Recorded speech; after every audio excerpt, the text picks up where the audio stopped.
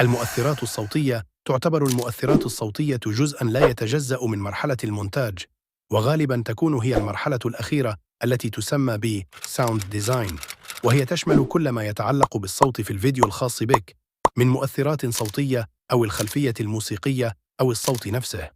ويجب دائماً أن يكون لديك أنواع متعددة من كل مؤثر صوتي، فعلى سبيل المثال يجب أن تكون لديك أنواع متعددة من مؤثر الووش، وكذلك الهيتس والرايزر، كي لا يمل المتابع من الفيديو الخاص بك. إذا نزلت إلى وصف هذا الفيديو ستجد حزمة من المؤثرات الصوتية التي ستغنيك عن جميع الملفات الأخرى. أتمنى أن تجربها وأن تشارك رأيك في التعليقات.